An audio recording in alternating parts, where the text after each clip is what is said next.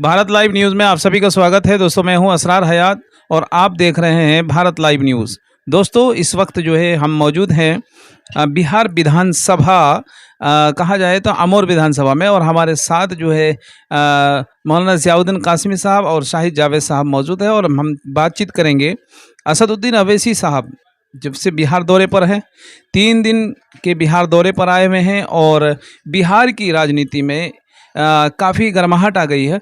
उन्हीं तमाम बातों को लेकर बातचीत करेंगे मौलाना ज़ियाउद्दीन कासमी साहब से और शाहिद जावेद साहब से। तो शाहिद जावेद साहब, कैसे देखते हैं असदुद्दीन अवैसी साहब बिहार दौरे पर हैं?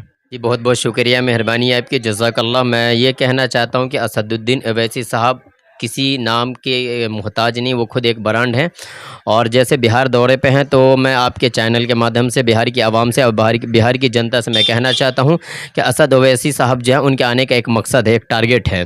तो असल में जो मकसद, जो टारगेट आप लोगों को अच्छे से पता होगा कि कुछ महीनों के बाद, यानी चंद महीनों के बाद ही बिहार में इलेक्शन है और इसी वजह से असद साहब मेहनत कर रहे हैं।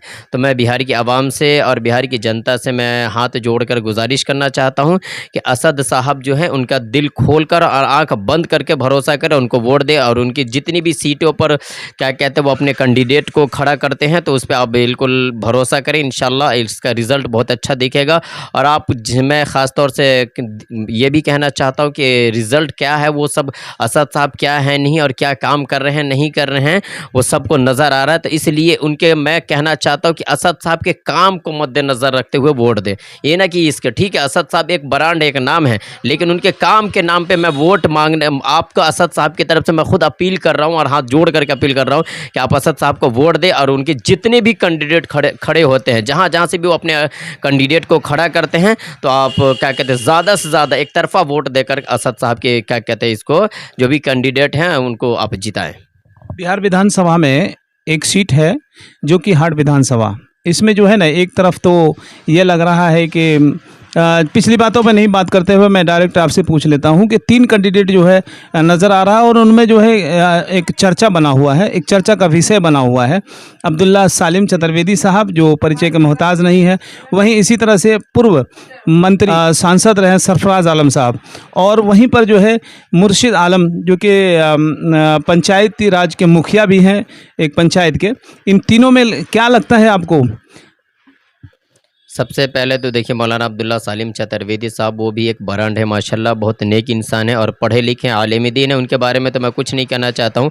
अगर यहाँ पे जैसे अभी आपने कहा कि 3 कैंडिडेट खड़े होते हैं, सरफराज आलम साहब हैं और मौलाना अब्दुल्ला सालिम साहब हैं और एक और जो मुखिया है जिनके बारे में आप कह रहे हैं, तो मैं यहाँ पर ये कहना चाहता हूँ कि अगर असद साहब अपना कैंडिडेट खड़ा करते हैं, तो आप असद साहब को वोट दें। मुर्शिद आलम साहब कह रहे हैं कि हम तैयारी कर रहे हैं। वहीं पर जो है कि कल का बयान में यह आया है, मौलाना अब्दुल्ला सालिम साहब भी कह रहे हैं कि हम फुल तैयारी में हैं। तो मैं वही तो कहना चाह रहा हूँ कि जैसे मौलाना अब्दुल्ला सालिम साहब है, मुर्शिद आलम साहब है, तो अभी मुझे इस सीट का इतना नॉलेज नहीं है, लेकिन फिर भी मैं ये कहना चाहता हूँ कि अगर असद साहब अगर अपना कैंडिडेट खड़ा करते तो आप आँख बंद करके असद साहब को दें, क्योंकि अभी हालात ऐसे हैं और ज़रूरत भी हमारी है कि हमारे ज़्यादा से ज़्यादा हर जगह, चाहे वो विधानसभा हो, लोकसभा हो, हर जगह हमारा कैंडिडेट होना चाहिए, हमारे MP और विधायक होने चाहिए। तो इसलिए आँख बंद करके ज़्यादा से ज़्यादा दें। और ये नहीं कहेंगे कि अब महागठबंधन को चाहिए कि MIM को अपने साथ ले ले? ये नहीं हो सकता है क्या? नहीं, ये हो सकता है, लेकिन देखिए मसला क्या है कि जितनी भी बड़ी पार्टी है ना, वो आज तक का सन 47 के बाद से रिकॉर्ड रहा। आप इतिहास उठा करके देख ले, आप रिपोर्टर है माशाल्लाह, ज़्यादा पढ़े लिखे होंगे, मैं तो उतना पढ़ा लिखा नहीं हूँ, लेकिन फिर भी कुछ तजर्बा है मेरा। कोई भी पार्टी असद साहब को इसलिए सपोर्ट में नहीं लेती है क्योंकि वो जानती है कि जिस दिन भी असद साहब को अगर हम सपोर्ट में ले लेंगे, तो हमारा जो मुस्लिम वोट बैंक है, वो मेरा मुस्लिम बैंक कट जाएगा। मैं डंके की चोट पे कर रहा हूँ, चाहे कांग्रेस हो, चाहे नीतीश कुमार हो, चाहे तेजस्वी यादव जी हो, जो अभी बिहार में जो चल रही है, जो जितनी भी छोटी मोटी पार्टी हैं, या चिराग पासवान जी हैं, जो भी हैं, तो अगर मुस्लिम, तो क्या कहता है कि अगर लेंगे, अगर जैसे असद साहब को लेंगे, तो यकीनन है कि मुस्लिम बहुल महल में या जहाँ पे भी है, तो उनको असद साहब को टिकट देना होगा। जब असद साहब को देंगे तो एक तरफा जीत होगी। तो मैं तो ख़ास तौर से कहना चाहता हूँ कि जो भी गठबंधन है बिहार के अंदर में, असद साहब को लें, उससे लेने से आपको फ़ायदा होगा, नुकसान नहीं होगा। और अगर नहीं लेंगे तो यकीनन है कि कैंडिडेट को खड़ा करेंगे, उससे आपका वोट कटेगा और इसके वोट कटने की वजह से कौन जीतेगी कौन हारेगी, वो तो खैर अल्लाह ही बेहतर जाता, आने वाला वक्त बताएगा। तो इसलिए मैं अगर साफ कहना चाहता हूँ कि अगर वाकई आप ईमानदार हैं, वाकई अगर सेकुलरिज्म का क्या कहते हैं जो फॉर्म भरते हैं चिल्ला चिल्ला कर के सीना पीट पीट कर और गला फाड़ फाड़ कर कहते हैं कि नहीं हम सेकुलर पार्टी, हमारी सेकुलर पार्टी, हम सेकुलरिज्म हैं, हम ऐसे हैं, तो फिर आखिरकार मैं इन जितनी भी पार्टियां हैं जो सेकुलरिज्म के नाम पे दम भरती हैं, सेकुलरिज्म के नाम पर गला फाड़ती हैं, चीखती हैं, चिल्लाती, मेरा बस उनसे एक सवाल है कि आखिरकार एमआईएम को लेने में क्या मजबूरी है, आखिरकार वो एमआईएम को गठबंधन में क्यों नहीं लेना चाहती, आखिरकार ऐसी क्या मजबूरी है, क्या परेशानी, आखिरकार आवाम को आकर के खुल करके बोले ना कि भाई मैं एमआईएम को नहीं ले रही है या असद साहब की पार्टी को नहीं लेने की वजह ये है, मजबूरी है, ये परेशानी है, ये दिक्कत है, ये हालात है हमारे, इस वजह से हम नहीं ले रहे हैं। तो आखिरकार सिर्फ़ और सिर्फ मसला ये होता है कि जितनी भी अदर पार्टियाँ हैं उसको सिर्फ मुस्लिम वोट चाहिए, मुस्लिम वोट चाहिए, मुस्लिम नहीं चाहिए। ये हर पार्टी का हर मसला का यही है। अब मैं अपना ज़ाती आजमाया बात बता रहा हूँ, नहीं तो देख जैसा अभी मैं आपको नीतीश बता दूं, जैसे नीतीश कुमार जी हैं, नीतीश कुमार जी ना उनको मुस्लिम वोट चाहिए, लेकिन जब अभी मुसलमानों का एक अहम ज़रूरत थी वक्फ बिल कानून के मुखालफत में, उन्होंने मुखालफत नहीं की बल्कि समर्थन दे दिया और वो बिल पास हो गया। तो नीतीश कुमार इसी तरीके से हर पार्टी का लगभग मामला है।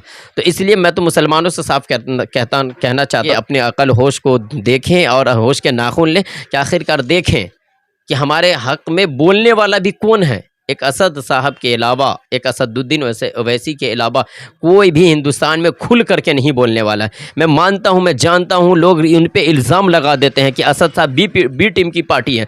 तो मैं उन मुसलमानों से डंके की चोट पे कहना चाहता हूं कि असद साहब का एक वीडियो बहुत ज़्यादा वायरल हुआ था कि खाना काबा के अंदर कि चलो मैं खाना काबा पे चल रहा हूँ, खाना काबा पे क्या क्या कहते हैं, वहाँ पर जा कर के जब उन्होंने कहा था, तो अगर उस बात पे अगर आपको यकीन नहीं, एक चाहे जैसा भी मुसलमान हो, शराबी हो, कबाबी हो, जुआरी हो, सट्टेबाजी जो भी हो, लेकिन खाना काबा के अंदर झूठ नहीं बोलेगा। उसके बाद भी अगर इतनी बड़ी सफाई दे रहा हो, उसके बाद भी अगर आप यकीन नहीं करें तो मुसलमानों से बड़ा बदनसीब, कम अकल कोई नहीं है हिंदुस्तान के अंदर में। इसलिए असद साहब की क्या कहते हैं पार्टी को समर्थन दे और दिल खोल करके दे। इंशाल्लाह जब वो जीतेंगे, जब तक उनका 2-4 नहीं होगा पार्लियामेंट में बोलने वाला, चाहे वो लोकसभा हो चाहे विधानसभा हो, तो क्या कर सकते हैं, अकेले तो बेचारे कुछ नहीं कर सकते। तो इसलिए जब भी बिहार से शुरुआत करें और कम से कम उनको 10-20 सीट जिता करके उनको पहुँचाए, उनके पार्टी को जितवाए इंशाल्लाह। असदुद्दीन ओवैसी के बिहार दौरे को कैसे देखते हैं? बहुत कामयाब दौरा है, मैं देख रहा हूँ इंशाल्लाह कामयाब है, कामयाब ही होंगे। और लोगों को खुल के सपोर्ट करना चाहिए, वोट देना चाहिए और अपना खुद एक मजबूत बनाए ना। क्या है दूसरे के पीछे भागते रहें, कब तक लोगों के जो है हम लोग अपने हिस्सेदारी ना लें, अपना हक मांगो ना, अपना हिस्सा लो ना, इसमें कौन रोक रहा है। करना चाहिए लोगों को। एक ऑफ़र आया हुआ है तो ऑफ़र को कबूल करें और लोग साथ साथ चले।